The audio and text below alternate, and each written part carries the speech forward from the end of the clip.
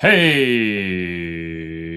everybody. Good morning from the wild side over here, living out in the desert.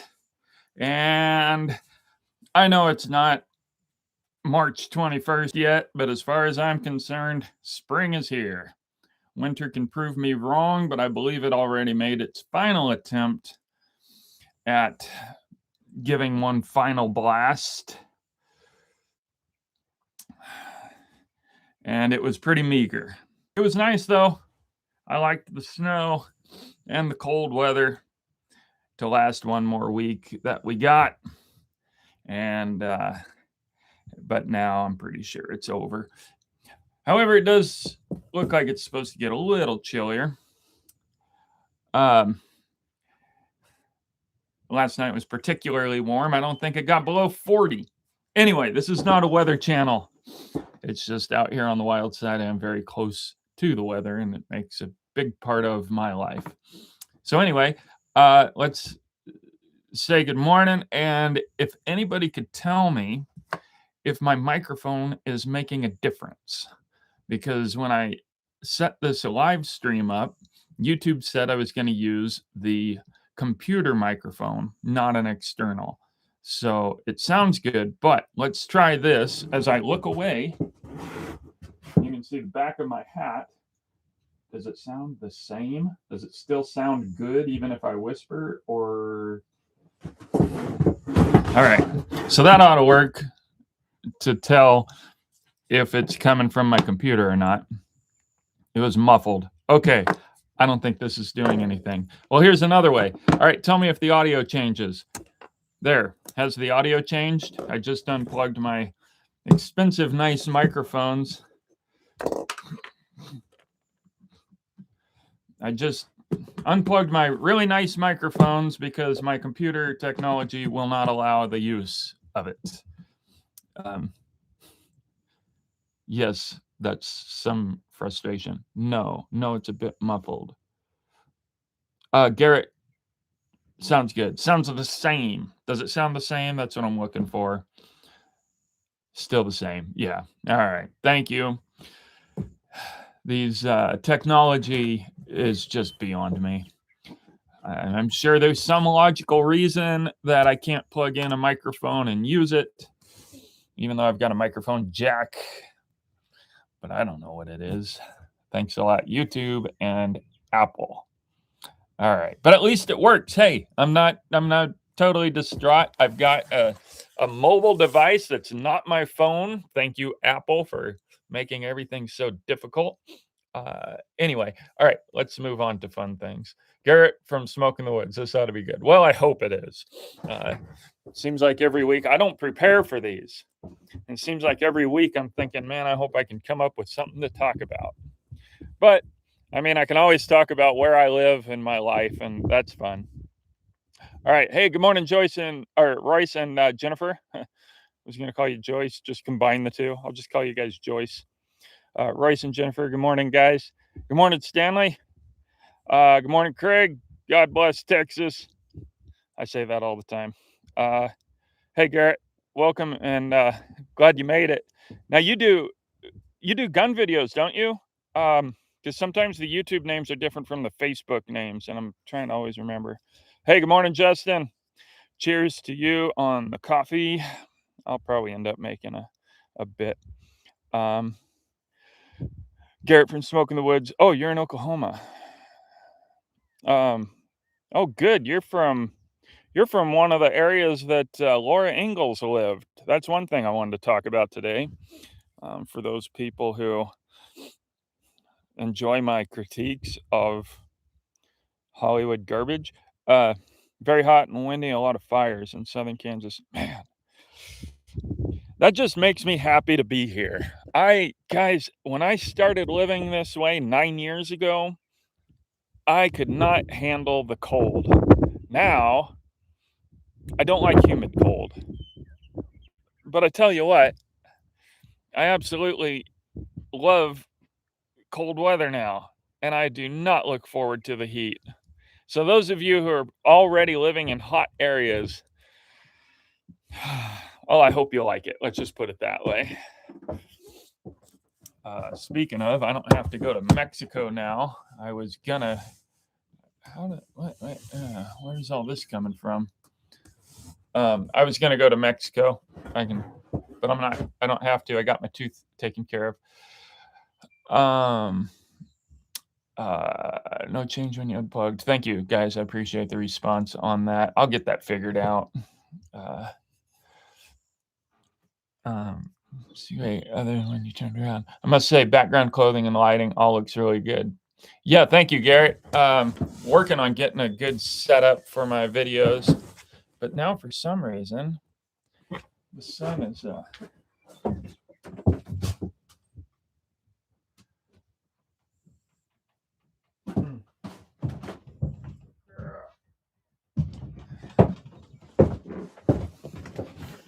Why is it doing that? Okay, there we go. There we go. All right. Cool. Let's see. Thanks. Yes, I'm with 11 Bang Bang Bang channel and make a few videos on my Smoke in the Woods channel. Yeah, okay, thought so. Just wanted to clarify that. Sometimes I forget who I'm talking to here versus elsewhere. So anyway, so you're from, have you ever been out to the Kansas Laura Ingalls location where they homesteaded briefly before being told to get off of Indian land, and I think in reality they moved back home to the big woods in Wisconsin, or maybe that was when they moved to Ohio or whatever and worked at a hotel in reality, but in the story they moved from there out to Minnesota. I'm pretty sure after that it was Minnesota on Plum Creek, which, because of those kinds of changes, people like to say, oh, it's all fictional. The whole Laura Ingalls thing pisses me off. 100 miles east of you. Oh, okay. When I was there on young occasions. One day, I hope to do a tour of all the locations. It'd be fun to do them all at the same time because I'm a real big fan. I call Pa Ingalls the patron saint of pioneers. Even though pioneering isn't my favorite type of Old West history, but there's a part of me that loves so much of all types. But being a stationary farmer isn't my ideal when I think back to the Old West. But if you have a family, it's really the most conducive, unless you want to live in town. And free land to farm. I mean, there's a lot of good reason that people did it. But like I say, being a stationary farmer isn't exactly what I look back at with envy. But still, aside from medical care is what I always say makes the present day better. But otherwise, if we could take our medical care, because I just had a tooth pulled, and if I lived in the Old West, I don't know if they could have done it. That might have killed me from the infection, because this doctor, what happened was a piece of my tooth broke off, and I was gonna have a root canal done, and this doctor said, because that's broken down so far, we don't really have enough to do a good root canal and crown. And I suggest he recommended pulling it and then later getting an implant, which was fine with me. But he had to go in and cut that thing apart because it's a molar. It has two roots. So he had to cut the top part apart, so it was two. And then he had to cut around it so he could get a hold of it. And it was a chore getting both of them out. I cannot imagine going through that in the Old West. No matter how good the doctor in the Laura Ingalls story was, who is apparently going to be a main character in the new series. I just cannot imagine that. And because teeth problems immediately come with infection, and infection in the mouth is pretty dangerous, whether it goes to the brain or the heart, probably would have died in a few years. So as much as I love the Old West, I just can't really imagine living in it. as far as health concerns go. So, okay, let's see. Yes, I have. I've been considering doing some videos on the subject of the Little House in the Big Woods. There's a very detailed description of Charles cleaning his muzzle-loading rifle. Very simple. Oh, that'd be cool. Do you mean that Laura described it in the books? I don't remember. I feel like I know she talked about it, and that's why we know he used a muzzleloader. Which is why I've got my 50 caliber Hawken, imitation Hawken. It's a Lyman for my early Pioneer, well, 60s Pioneer. Even though I think he was 70s, I'm kind of combining it into 60s for my impression. And then the other impression I'm doing is pop 1870s cowboy. But I need a powder horn. But I'm probably just going to use a powder flask. Those powder horns are like $200 for a good one. But anyway, yeah, that would be cool if you did that. I have a good description. A local gal, they had an Indian scare in 1882, if I remember right, here locally. There was a scare. There was rumors that the Yakimas and whatever bands were with them were going to leave the reservation and attack all the white people. And so down here on the Autanum, they built a fort. I forget what they called it. I think it was a dirt fort. So they built up a dirt wall that all the settlers went and got inside of. The government gave them a bunch of guns, which the author called needle guns. So this local gal wrote the description of what happened. She was a little girl, and she talked about the needle guns being given to them, to all the men to defend everybody. But then later, at another point, she talked about shotguns, and this is 1882, and I forget what model a needle gun is, but it's a common name. I found out when I posted about it. And and to conclude that story, it never happened. Nobody, I don't know. I think the rumors came from something true that at least somebody was trying to stir up an attack, but it never came to be. And up in the Weenass, where my other property is, they also heard the scare, and I think they got together too. They're very far apart. Anyway, nothing came of it. But anyway, that girl, this is why I brought it up. She gives a really good description of loading muzzleloader shotguns, which is significant because just adds to the history that the muzzleloading shotgun is, in my opinion, the gun of the pioneers. That was the most common weapon that pioneers had. And we like to say, we've always heard, all of us who are old enough, that the Winchester was the gun that won the West.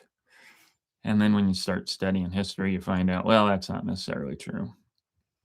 I do find that a lot of people loved their Winchesters, that it was a very appreciated weapon. But the settlers, but what you find out in studying the Old West, you got to start bunching groups, and that you don't just say blanket of the West. There's some things you can say about the blanket of the West, but among the settlers, the shotgun was the most versatile because, like, particularly around here, it's kind of unfortunate, but the first people who came to this county, and when they described it, they said it was abounding in sage hens,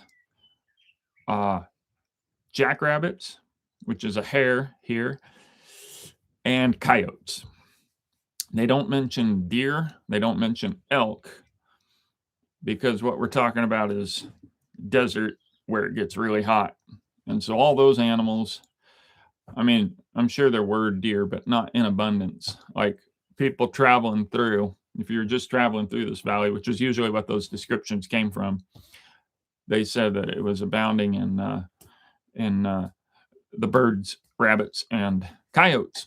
And that means that pioneers here, uh, they were really fortunate because they didn't have to eat their animals. They could go out and shoot a wild hare or a wild sage hen and have an abundance of food. And so they were very fortunate. Sadly, they killed them off. And now it's really hard to even find a sage hen or a hare. There's cottontails, but those were brought in later. And those native animals, it's really unfortunate because we rarely ever see them. When used to be that the valley was alive with them, and it would be nice if they were. Since I was a teenager, when I got into this stuff, I have always wished that we had a ton of rabbits around because it'd be nice to just go out, shoot a couple rabbits, and have food for the day or two, especially for me and my dogs. But I used to have a rabbit up here that was alive running around. It was a cottontail, not one of the native ones. And I can only assume the coyotes got it. So it's tempting to, well, I shouldn't say that. It would be cool if the rabbit population was bigger. But then if I did garden anything, they tend to destroy. So let's see. Garrett comments about the needle guns were probably the 1866 Springfield trapdoors. They called them needle guns because of the long firing pin. That's right. My friend Sheldon Blunthorn has done some research in many given to Indians. Yeah, okay. Yeah, that's probably it. Yeah, they passed them out to most of the men. And then the men that didn't get one, they were given, or they had their shotguns, I think is how the story went. But anyway, I love those. It was just like a 5-page printout, so it wasn't even a book. It was just a printout that some local gal wrote, who is pretty significant because if you guys have seen my camping videos up in the mountains, there's this land that this family owned, and when the guy passed away, he passed it on to his kids, but he wrote that he wants it to stay open for horse campers, people who want to go up there and recreate with horses. So there are roads, but the roads are gated and locked, and only the family can use that or the Forest Service. They let the Forest Service access because there's mixed forest land and private land. But anyway, where we camp, it's private land. And anyway, I found out that the gal that wrote this story that I'm talking about, she wrote about her life, and that Indian scare was just part of it. And she was from the family. It was her dad that got that land up there, Conrad Meadows. And so that's really, I absolutely love local history, any history, but it's fantastic to be able to read about the family that made this gift for us horse people who are able to go out and use this land because of them. He was the first to, what do I call it? He got the grazing lease on the land and then eventually owned it. So we still have jackrabbits in the panhandle of Texas in abundance, in good numbers there, Stanley. Lots of pheasant here. You're lucky. Dead wolf resistance. We used to have a lot of pheasant. When I was a kid, my dad had a friend who was a hunter, bird hunter. He loved duck and pheasant. And nowadays, there's hardly ever pheasant. I saw one down on the gravel road a few years ago, but when I was a kid, we used to see pheasants all the time. But they're a planted bird. However, I think that the coyote populations are just out of control. And then the crazy people of this state are also trying to increase cougar populations and bear populations and wolf populations. So they're just trying to make it. It's just silly.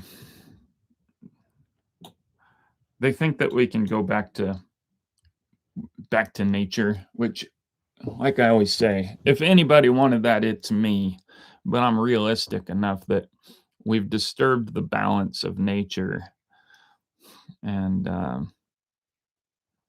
even then, humans were always a part of it. Those same people will tell you that we wiped out 90% of the Indians when we came here. If that's true, which I don't think it is, and I've got evidence of it, well, I have an argument for it. If that's true, let's say that by their own rationale, 90% of the natives were wiped out when Americans came.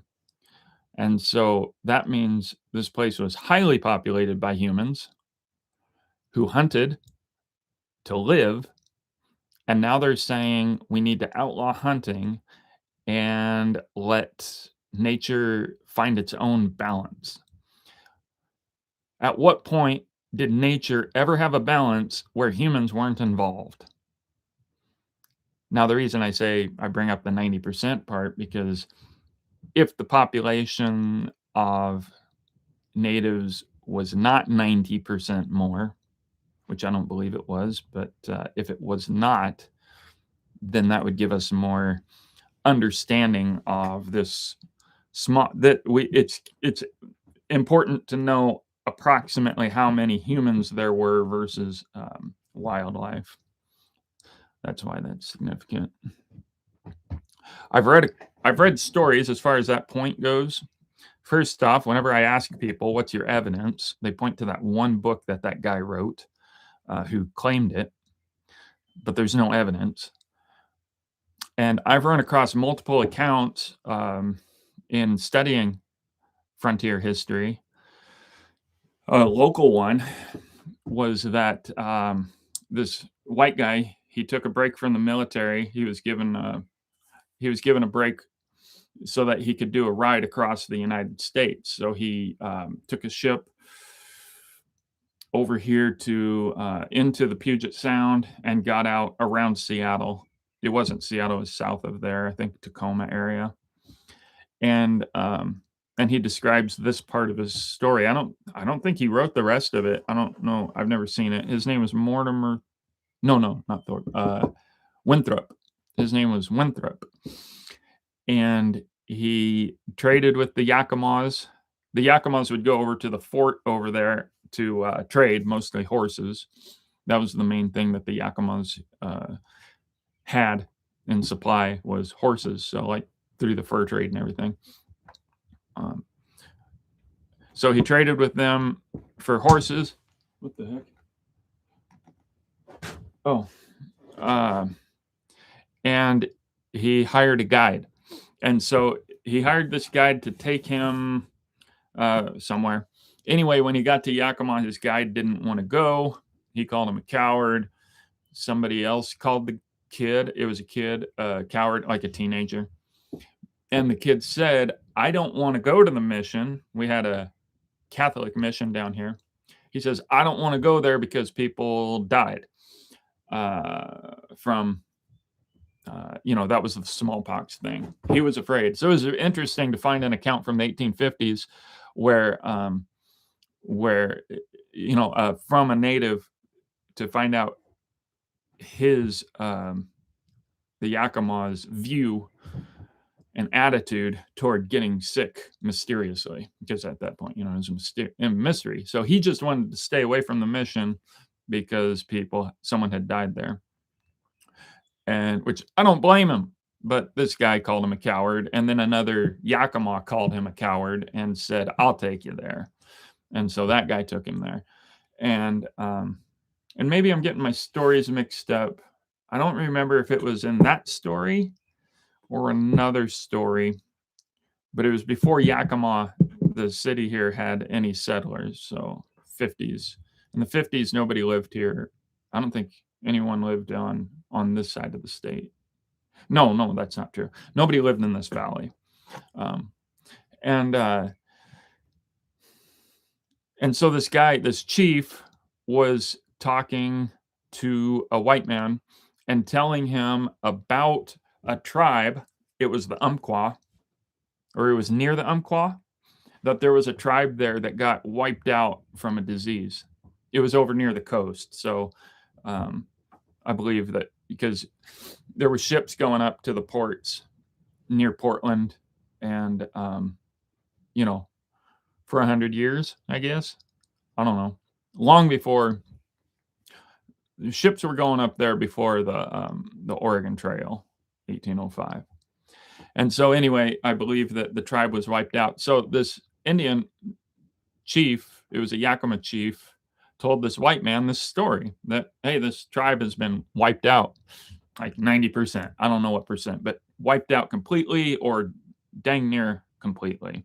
And now some of you might be thinking, well, Richard, see, that's proof that the native Indian population was wiped out. But here's the thing. Why would that chief be telling the story about a faraway tribe if it happened right here? Why would he bring that up if it was all around him? And that's why I have a few of those accounts where tribes were wiped out, which is horrific and sad. I mean, that goes without saying. I don't need to virtue signal. So it did happen. But the fact that we get stories of chiefs saying, yeah, it happened over there, why weren't they saying it happened right here? Or you get one where our tribe was wiped out. And they're not just saying, oh, yeah, our neighboring tribe got wiped out, that neighboring tribe wiped out, we got wiped out. The very fact that they're bringing up particular groups is that some got hit. And I believe that that's kind of the basis where the guy that wrote the book that started the rumor, that he took those kinds of stories. I don't know if he even used that much evidence. And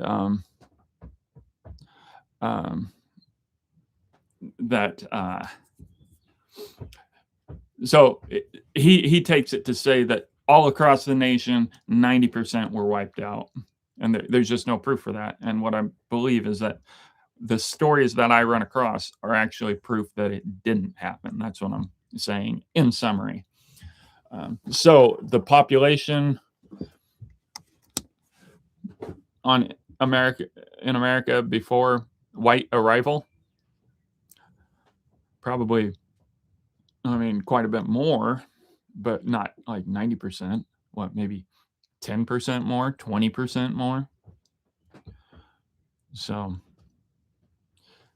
anyway, there, I made that point. All right. Brad doesn't believe in them all getting sick. We just got rid of them. Well, we moved them around. I don't know. It would sure be nice to know the original populations. We get accounts. We have accounts of people walking into the different areas and describing the tribes. It's not like, I don't know that the wildlife could sustain, because before the horse, the Yakimas weren't dependent on the buffaloes before the horse. When they got horses, they started migrating east of the Rockies and hunting with the Crows, I believe. So they'd go on buffalo hunts, and then the local tribes were able to flourish from what the buffalo provided. So before that, they were more confined to a local area. And I don't think that the wildlife could have supported 90% more. I think if that were the case, then when white people came across the nation and various places, I don't think they would have found such an abundance of animals. But there again, I'm just speculating. I don't know actual numbers. And this is why history is so important. And I think that person writing that book definitely had an agenda, and I don't think it's good history from what I've heard, especially since anybody who's written it can't give me a good explanation, a good evidence-based explanation as to how 90% were wiped out, except just the generic smallpox. Anyway, there's been other refutations on that claim too, that people didn't know that smallpox, or that smallpox isn't even, it can be transferred through blankets, but like most things, it doesn't survive like forever. But I don't remember that, just remember reading it, but I don't remember the details really well. So anyway, that's a little bit of local history there. And but anyway, finding out these local, there's so much local history that's been recorded, makes me, anytime I go to a place, it makes me think, man, what little gems are hidden out here where somebody just wrote their own account, never published it into a book, and somebody has it at home, or maybe it's in the reference section at the library, but buried and only be found if somebody digs through it. Your eyes can really be opened up to how much local history is out there that nobody ever sees. It's just amazing. Not enough time. I'd love to just travel around small towns and find out more local history.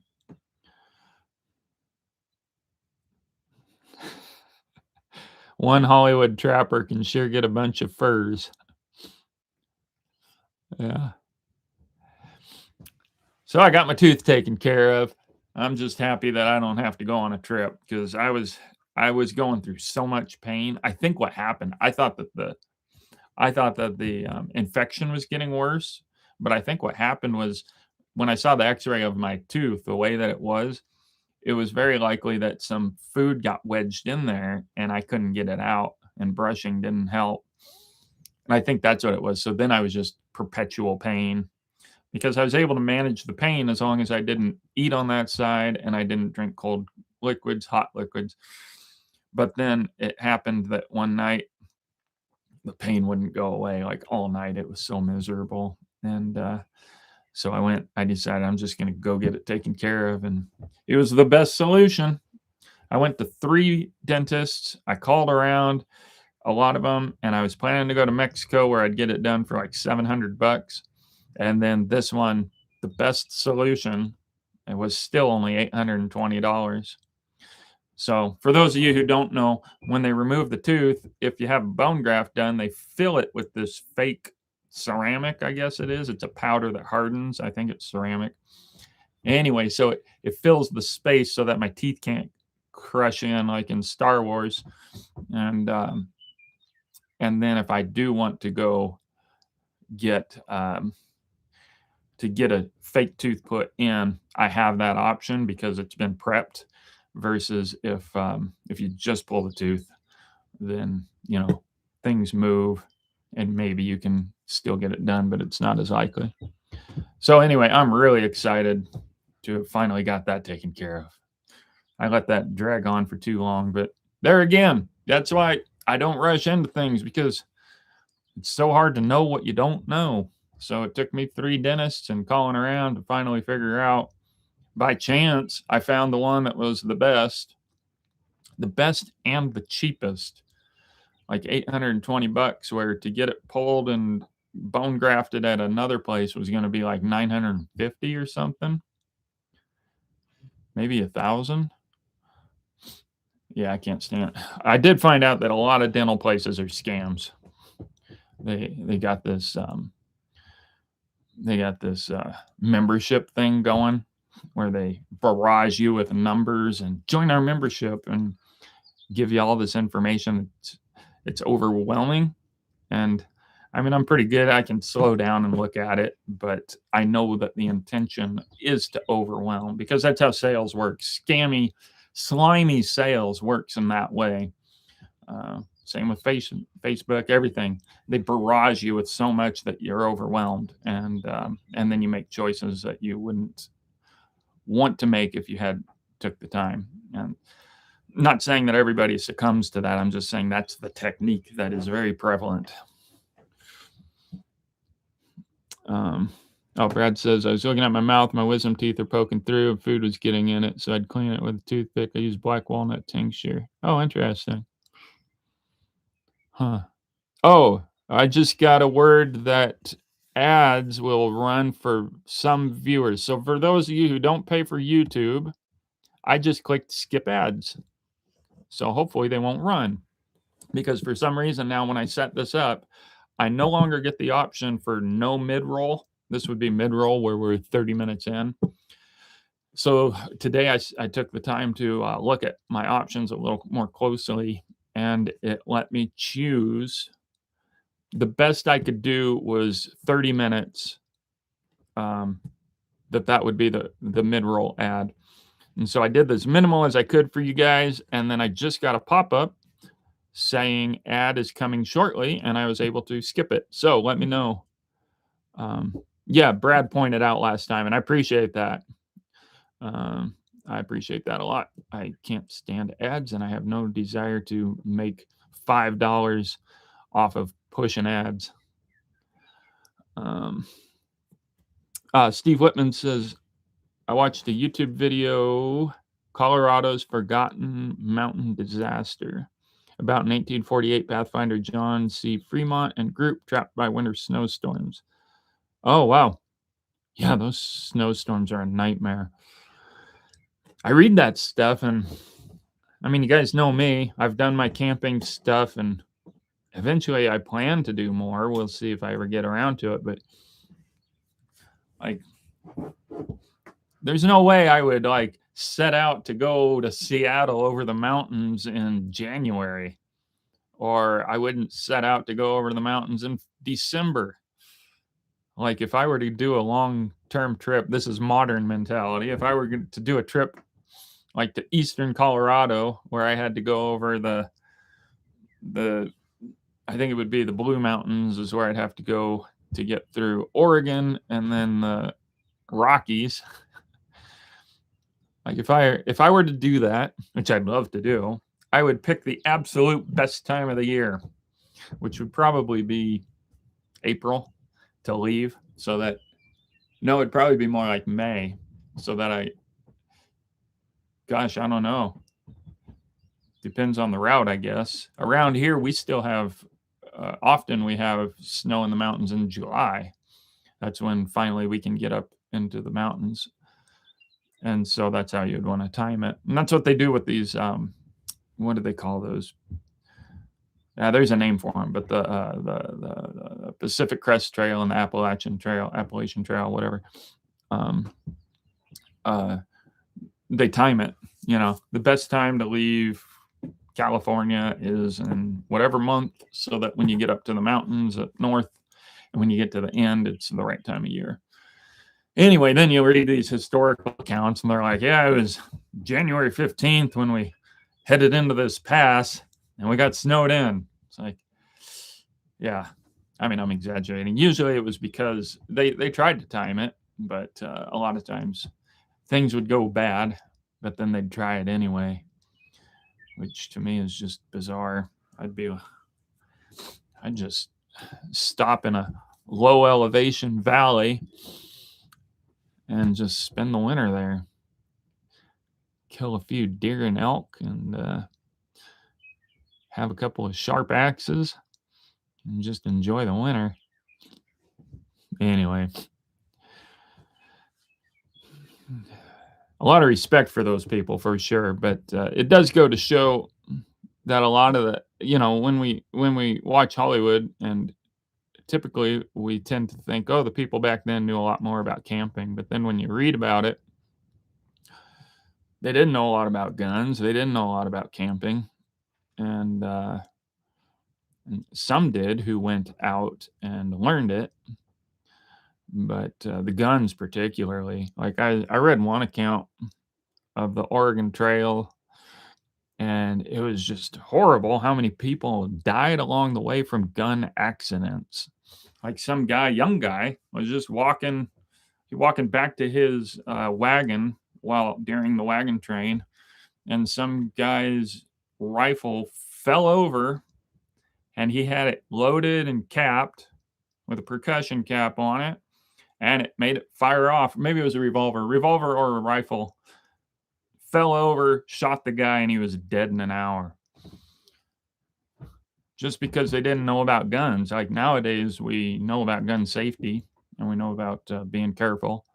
But back then, you had people that had never shot a gun in their life deciding to go out west, which they should, but it's just kind of sad the learning they had to go through before the practice. To not, it wasn't too long. I mean, like by the 70s, I think, probably even by the 60s, they weren't loading all 6 cylinders. They'd keep one empty, which sounds like a Hollywood thing, but that actually was true. I've read that you wouldn't keep a live one chambered. So anyway, the reality of the Old West is quite different than what we think. That's my point there. Oh, good tooth talk. Now I learned so much about dental stuff. It's really interesting to me now. I had to have a ceramic crown 3 years ago. Now, was that a root canal and a crown, or was that $2,000 for just the crown? Which, by the way, guys, Mexico, I finally called. Mostly I was just Googling, but I was planning to go today is when I was going to leave so that I could be there early Monday. And so I called the place to talk to them. They said it would have been like $300 for the root canal. And then the crown was varying prices from like $250 to $400, depending on the material used. So we're talking like if I spent the most, it would have been like $700 for the nicest, what's that, zirconium or something, I think is the nicest material. Ceramic was $250, I think. And then there's a ceramic blend, I believe. So that would have cost me $700 for the nicest one versus here. Anybody else see how that little hair is glowing? My nice purple brush. All right. And I also checked to see how safe it was because, there's a lot of cartel activity lately because of the violence. And this town down by Yuma, in case anybody's needing to know this information, down by Yuma, the town is called Los Algodones, and it's right across the border. You can park and walk, so you don't have to drive because driving makes it way more complicated.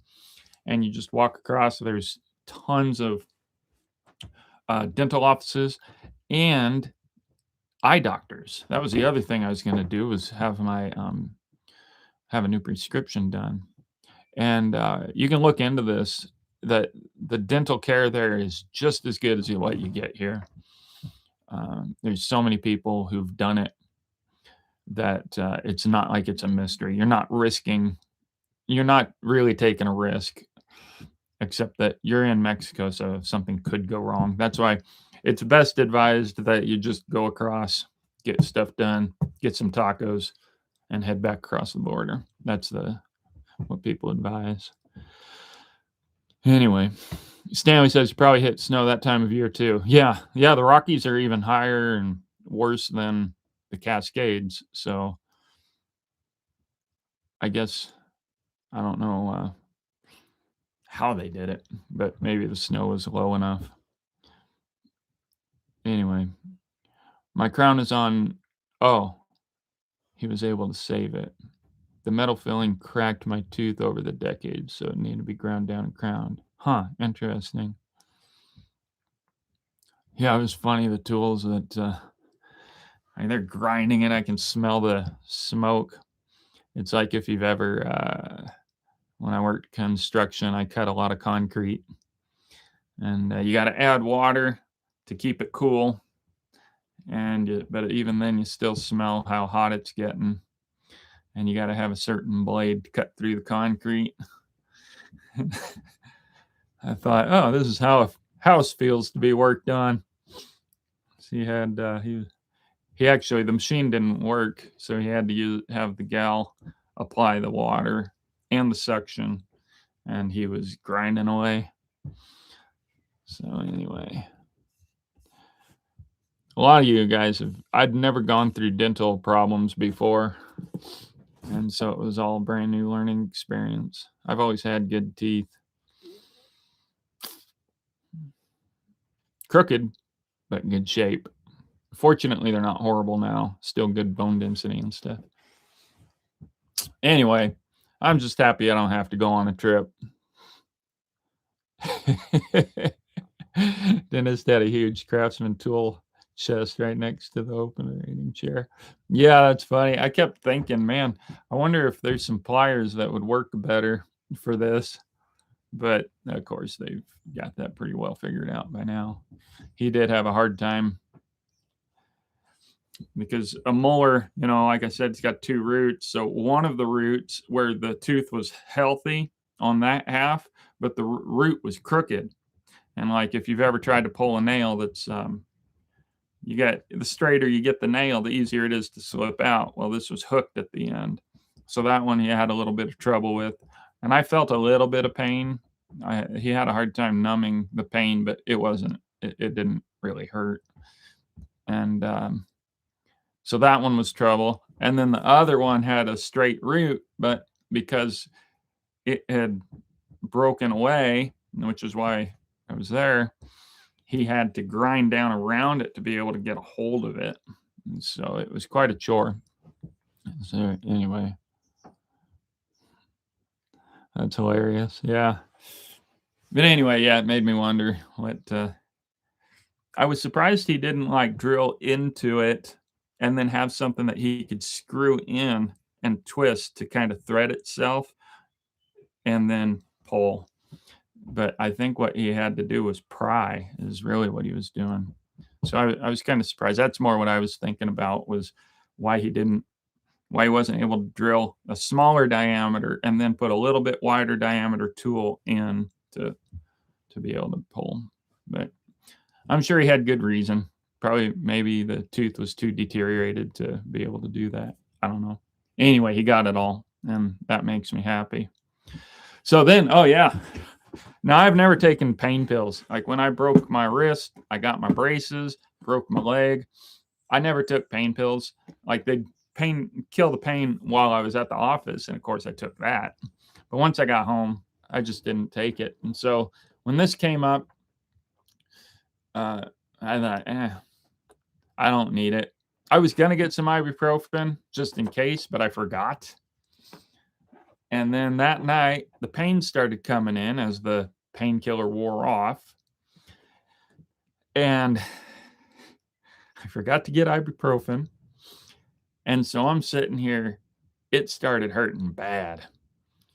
And finally, about 9:30, I was texting a friend and he was like, dude, you need some painkiller. And so I decided, okay, this is unbearable.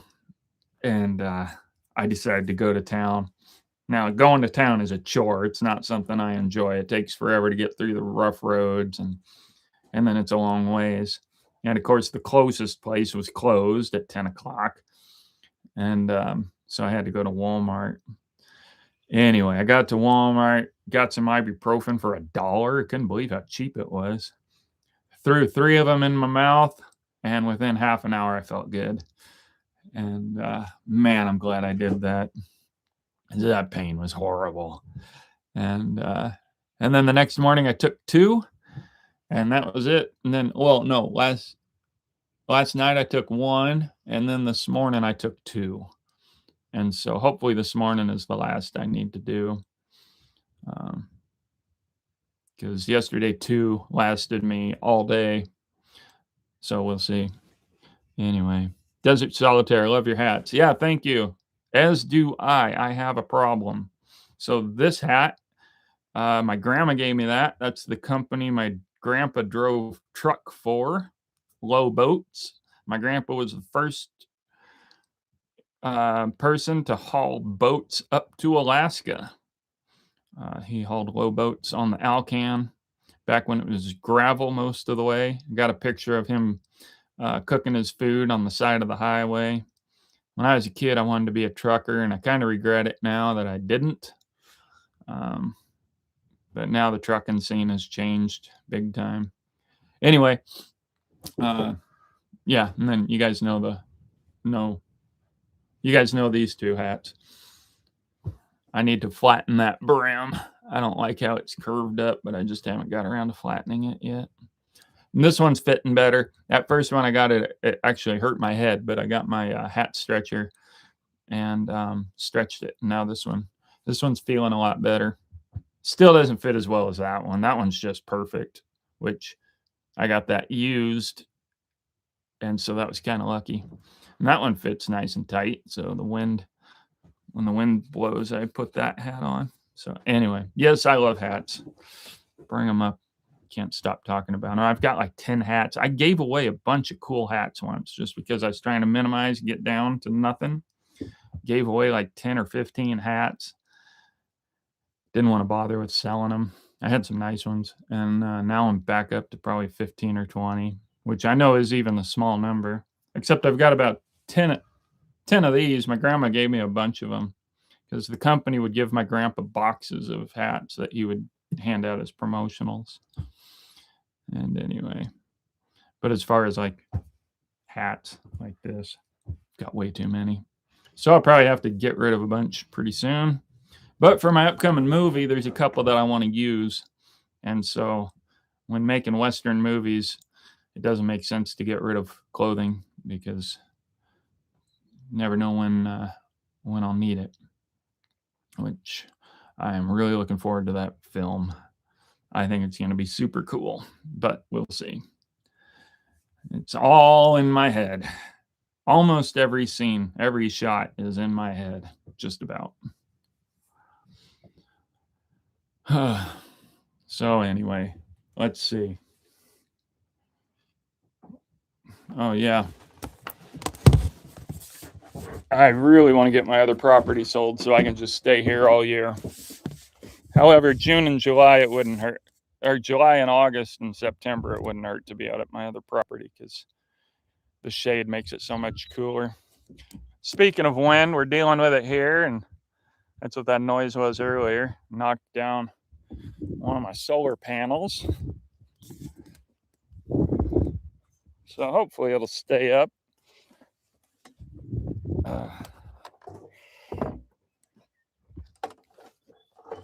There we go.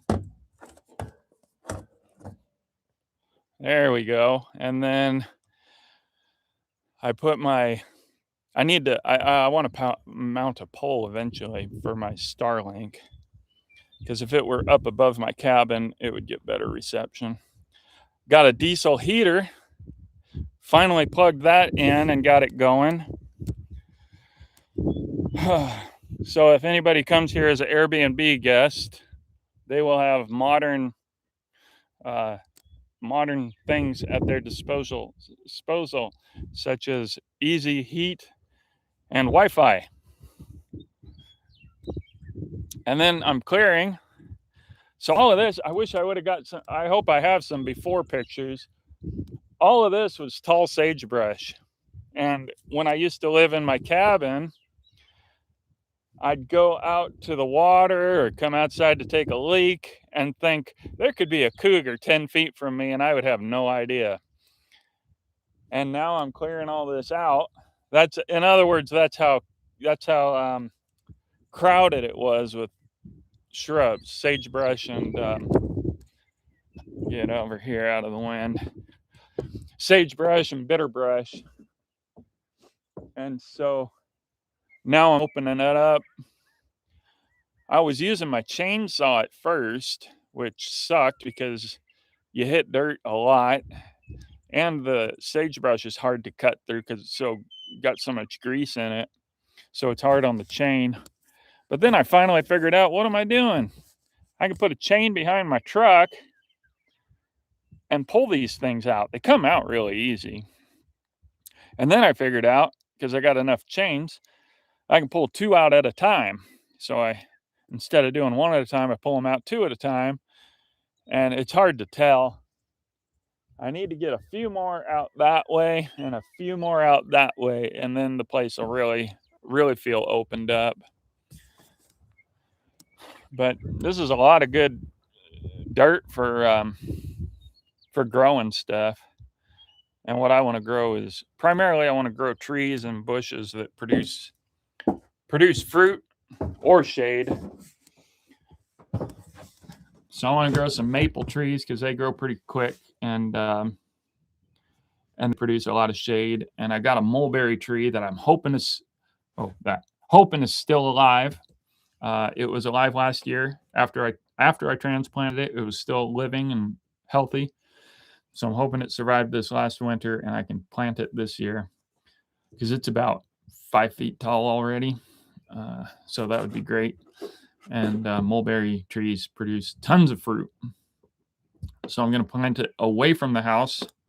I decided not to use that as a shade tree for my cabin because they say it drops so much of a mess. I didn't want it on the roof everywhere around the house. So I'm going to plant it out somewhere where it'll still be nice to have shade, but it can drop all the fruit that it wants and not be a mess. And that's what you can do when you've got 100 acres. So anyway, really looking forward to that. That's why I don't want to leave here. I've got water here and I want to create shade, make this just a really neat place to be and remodel the cabins. So I just don't need the other property. I decided I don't want to grow hay for my horses. I'd just rather buy it, and I don't need it for pasture when I've only got 2 horses. So anyway. Hey, Milan Wengler. Welcome. Good morning. Glad you made it. I think I saw you on YouTube or Instagram, the Milan name. Yeah, you hear my meadowlark. Yeah, the birds are singing. The meadowlark are one of my favorites. But yesterday in particular, it was more sunny and less windy. And it was just fantastic. Birds just singing nonstop. This early part of spring, I'm excited about. Latter spring, I'm less excited about because it just means the heat of summer is imminent. I just can't believe how difficult summer has got for me. Dead Wolf Resistance says, technically I'm a trucker right now. I went on my first over-road trip way back in the 70s with a friend of my dad. I was probably 70 years old. Cool. Yeah, when we were kids, my brother and I, my grandpa and uncle were both truckers. So they lived in Missouri. Once in a while, they'd come out to Washington and we'd get to see them and go pick them up, get to see their truck. Sometimes we'd get to go for a ride. But the only rides I remember is back in Missouri, mainly when my uncle took us for a ride in the semi. But man, that was cool. I loved being a little kid climbing way up into the truck and just how awesome those old trucks are. So unfortunately, they've kept the trucks. A lot of them are still pretty cool.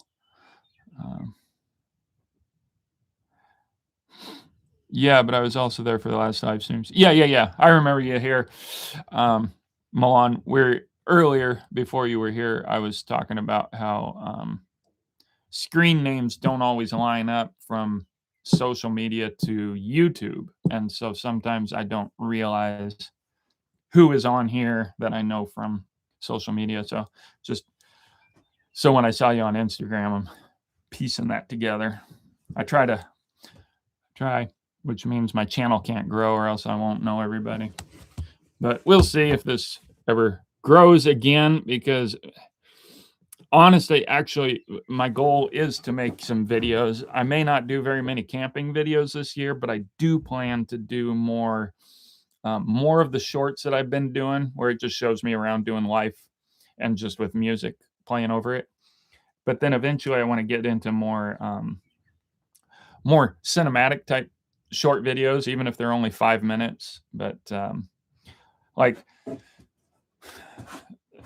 and this doubles as practice too. So I really do think I'm going to do this, but where I take my horses out and maybe set up a camp, but I'm not actually camping, just kind of go through and do like a fake. So it would be a fake video, but blatantly fake, not like those guys who go out and do fake bushcrafting to make people think it's real, but more like a like like get some spaghetti western type music and do a dramatic thing. Like I've got this shoulder of deer. Somebody gave me a deer shoulder, two of them actually.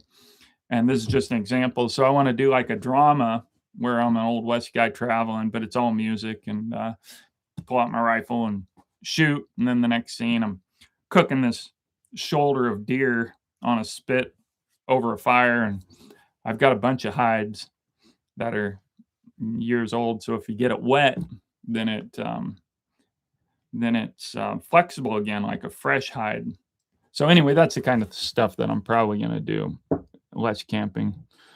I love the camping videos too, and we'll see if I get to it. But with this short film that I'm working on, I'm awfully busy. So I'll just do. It'll be more like Red Dead Redemption type stuff, type videos. Back in the 70s, they were running cab over trucks. That is what I got to ride in on that trip. I like those cab overs back then. Today, I want nothing but a conventional with a sleeper. The cab over, that's a flat nose. I forgot what that term means. When we were little, we used to drive to Missouri. Me and my brother loved it when we saw the Mack trucks because we loved the dog on the hood ornament, the bulldog on the front of the Mack trucks. So as kids in the 80s, that's what we were looking for, mostly.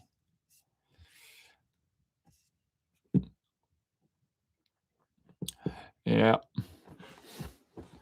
Yeah, that's the other problem with spring is you get excited about the sunshine and the longer days, but then I'm reminded about all the wind. The wind comes in, blows really hard, and I just come inside and hide out. But that's fun too. But we'll see. I can do some remodeling in my cabin. That's what I really need to do. So anyway, it's nice to have sunshine because now I got solar power that I could leave my lights off now, but I could leave it on all day long. I'm not worried about it. I can use my computers more. So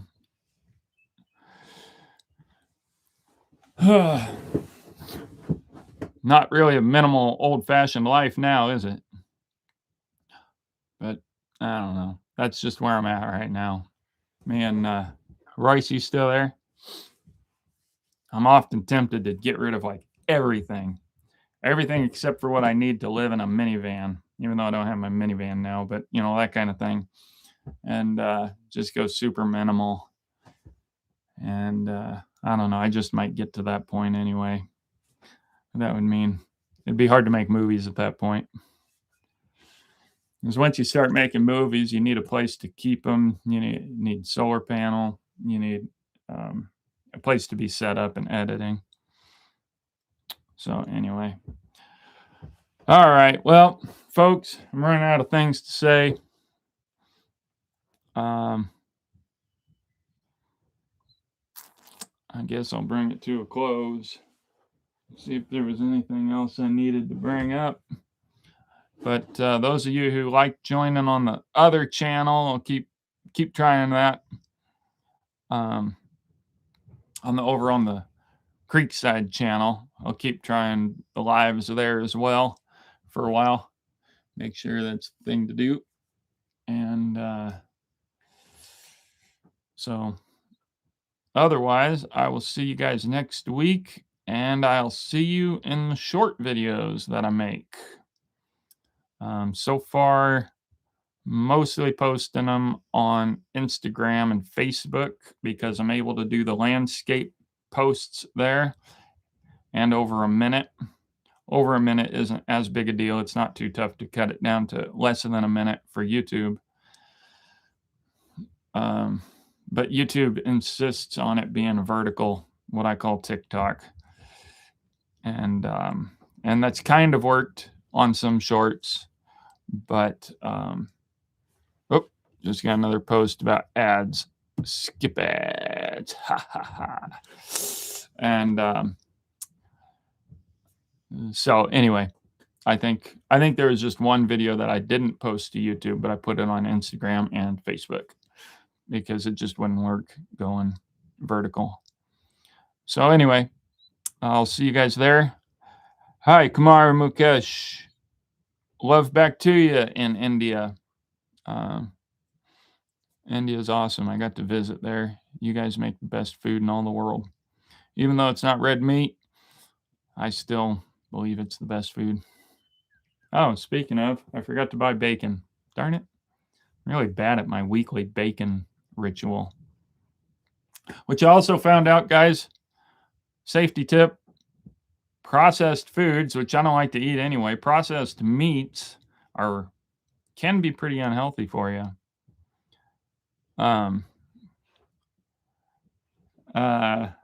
Good. We got a food fight going on in the comments now. Processed meats are number one carcinogen, like cigarettes. They're not quite as cancer-causing as cigarettes, but that's why I can't eat like Subway. Years ago, I had to stop eating at Subway because of the meat and vegetables. All that crap is just garbage. So anyway, just found out that meat. So if I buy bacon, I got to find a healthy source. What I really need to do is buy a pig locally and have it butchered and put up my own meat. However, I wouldn't have it done. I'll just have it done because I'll have some bacon made. Doner is the real best food. I don't know what that is, but you're German, and I got to spend like 2 hours in Frankfurt on a layover. So I took it was more like 4 hours total, but I had to take a train into Frankfurt. And it was snowing and it was cold, but it was such a neat experience because I found an outdoor market. And so I walked up to one of these, one of the stands, and they were selling bratwurst, and it was so good. Good old memory of Frankfurt, Germany, almost 20 years ago now. So anyway, if that has anything to do with what Doner is or Donner, that's my only experience with authentic German food in Germany. All right, so I said something controversial, saying that Indians make the best food, and so far Milan is the only one to contest that. So apparently all you guys watching, all 11 of you, have no strong opinions about food. So, I mean, honestly, I think bacon and French fries are also my favorite foods, or a good T-bone. Anyway, I'm getting hungry because I'm on kind of a special diet because I'm on antibiotics. So if all my gut bacteria is going to be killed off, there's no point in eating good, healthy food. I'm mostly eating rice and butter. So anyway, all right, folks, this has been fun. Sun's coming out, the wind's dying down. Maybe today I'll finally get back on my horse. I've been trying to let her out. So in fact, I'm going to go let her out, let her eat, so that when I get on her, she's not really hungry for the fresh grass that's growing around. They love that fresh grass. They love it far more than alfalfa or, of course, grass hay. They'll almost always choose fresh grass over alfalfa, which, for those of you who don't know, horses love alfalfa. But they'll always choose grain over any of it, or carrots. Carrots is a treat I've been giving my horses lately. And, anyway. All right, folks. I'll try to get a short video out today, or film today and out tomorrow, and live stream over on the Creekside channel. So thanks for the conversation, the comments, and viewing. And remember, life's a lot more fun over on the wild side.